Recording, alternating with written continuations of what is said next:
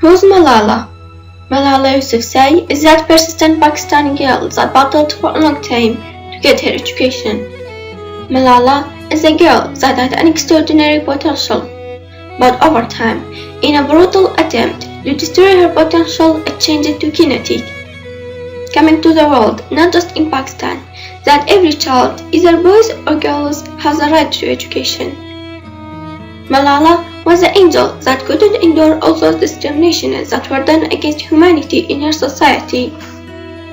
She was a child who was so happy with her beautiful loving valley. She was learning everything with pleasure there, because she really liked learning and discovering new things. Education was Malala's genuine revelation, but unfortunately, she was living in a society which often devalued the education for girls and women. When she was thinking in her dreams and her nicest days of her childhood, a group of terrorism under the name of Islam came and banned everything that could cause her and her friends to be happy and content.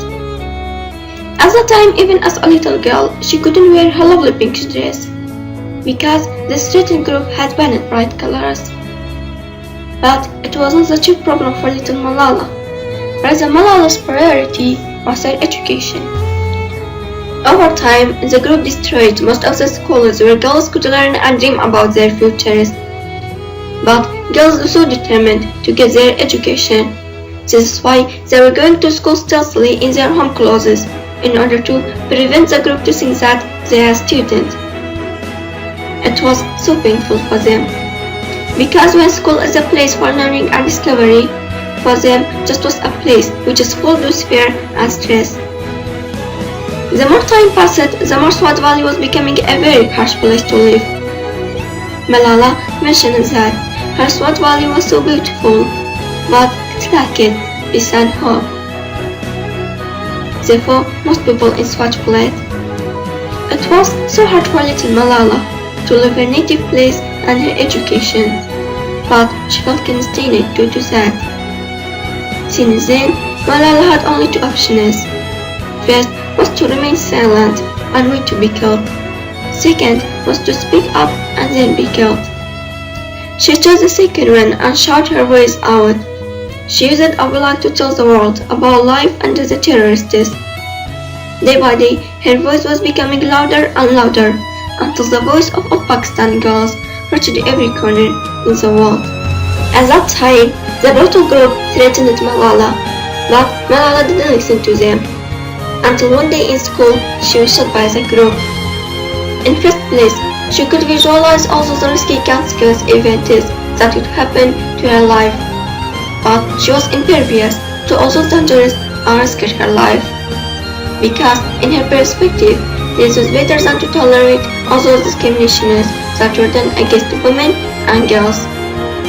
She didn't want to see the girls in the future in such a hard life and such an ignorant person, and didn't want to see herself in a small room around a lot of children, and her duty just be cooking and giving birth to children. When terrorists destroyed the girls' schools, they thought that they were damaging the girls' ambitions too. But Malala says they were wrong, because nothing changed in our life except this. Weakness, fear, and hopelessness died, just strength, power, and courage were born. The shot by the group just made Malala stronger and made her to carry on with her challenges. Until 2014, when she was totally renowned for her advocacy of children's education and equality, she became the Nobel Peace Prize laureate just by the age of 17, and became the most famous teenager in the world. This is the reason she is the idol of countless teenagers in the world. She was a spirit whose words were much stronger than sword, because her words were uttering those feelings which were in the depths of hearts of those 66 million Pakistani girls whose pens and books were taken from them by force, and then were constrained to obey what the men and society would say to them. Therefore, their aims were becoming just a dream. This suffering made Malala angry and persistent to shout out and seal the injustice and discriminations against women. And when Malala decided to make a world which is filled with peace and where all humans have equal rights, Malala highlighted the potential of girls. She thinks that if they be allowed to show their potential, the world will go forward. Even it has been proven. When most women were prevented to take part in working in the past years, Saud was really behind. But since the time women participated in most activities and working to make a better world, Saud has to really get forward.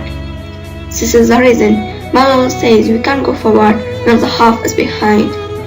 Furthermore, if we take a wider view of the situation, we can realize that when you educate a man, you just educate a man, but when you educate a woman, you educate a generation. Therefore, let's help our future generations. I'm safe on this.